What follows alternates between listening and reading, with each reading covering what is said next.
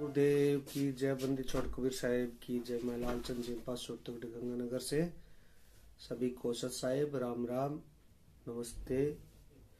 भगत भाइयों, साथियों, देशवासियों, मित्रों एवं बुजुर्गों, सभी को मेरा प्रणाम नमस्ते।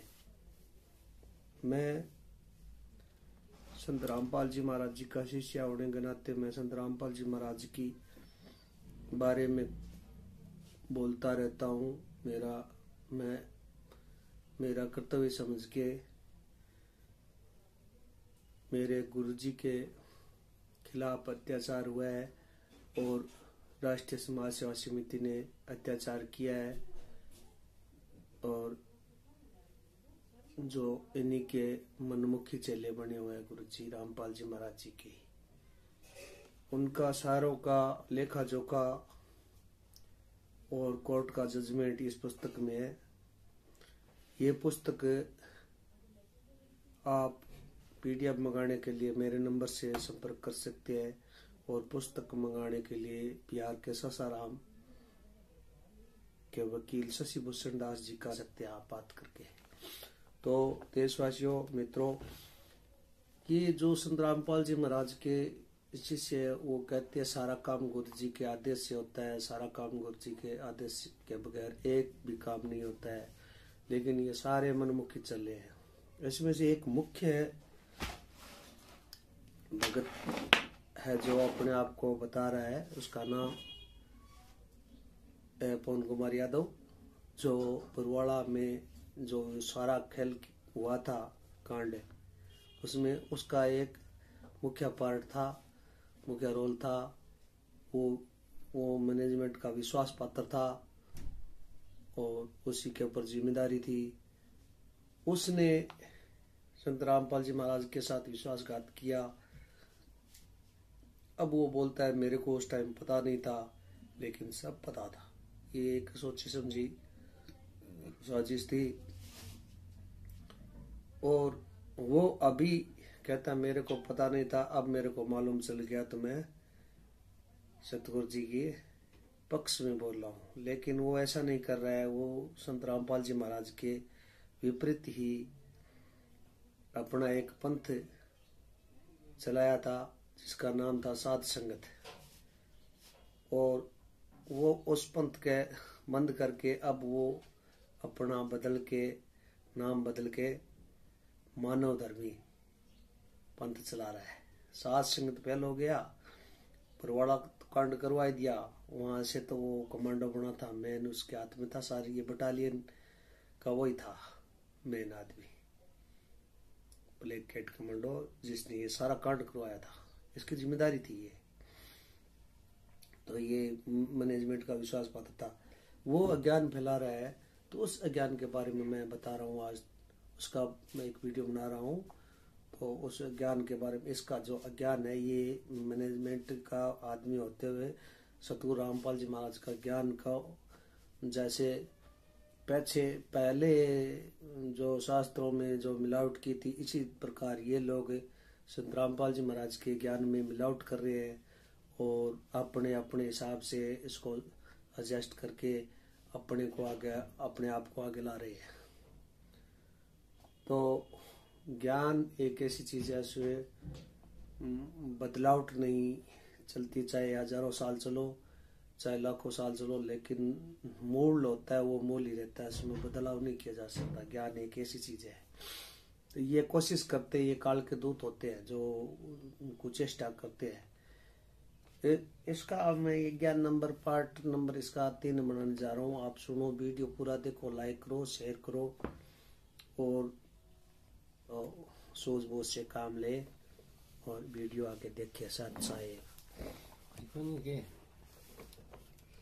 अब मैं अज्ञान नंबर उनका 3 पार्ट बना रहा हूँ।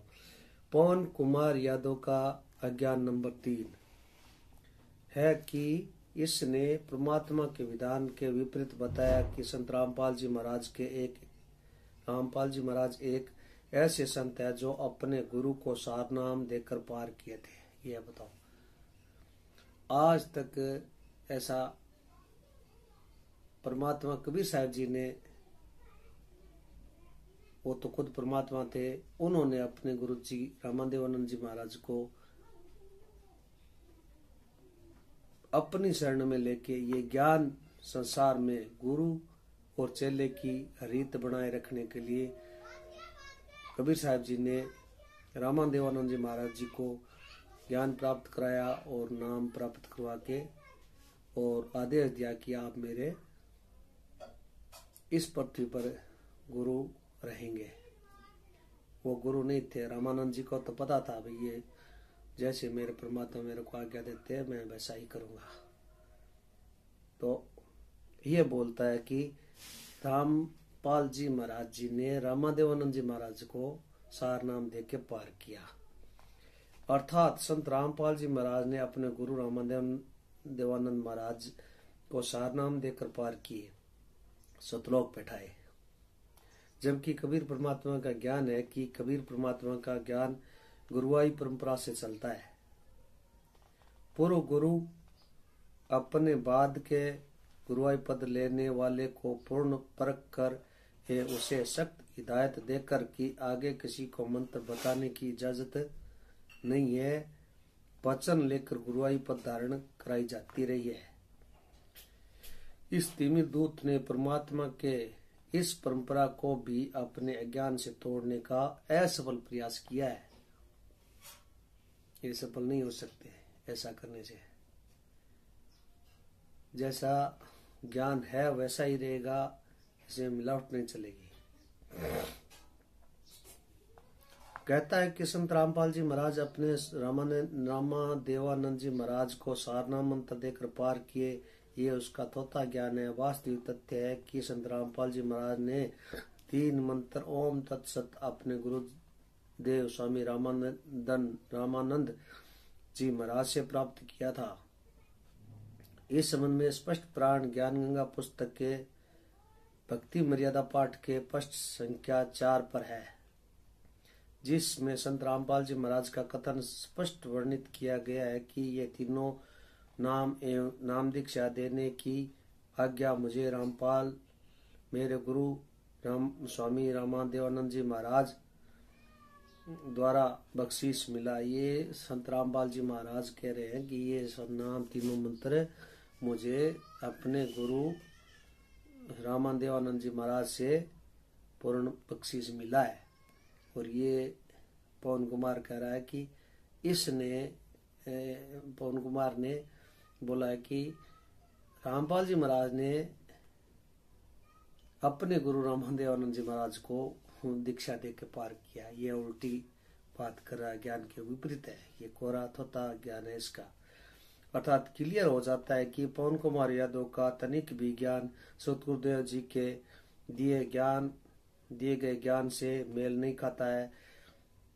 इसने कबीर परमात्मा के पीढ़ी दर पीढ़ी ही चली आ रही परंपरा को भी खंडित करने में लगा रहता है। इसलिए ऐसे अज्ञानी से स्वयं हम भक्त समाज को बचाना चाहिए और अपने भाई बहनों को सतर्क करते रहना चाहिए। ये ज्ञान नंबर 3 का पार्ट संपूर्ण हुआ। कल मैं फिर हाजिर रहूंगा और जाते जाते ये ज्ञान अमृत एवं षड्यंत्र का विष नामक पुस्तक है, इसको शशि भूषण दास जी ने लिखा है और ये बिहार के वकील सीनियर वकील है, इनके द्वारा लिखी गई पुस्तक में है और आप मंगाए और इसको जरूर पढ़े और सभी को पढ़ाए, ये मेरी बार बार अपील है। और संत जी के प्रति दया भाव प्रकट कीजिए।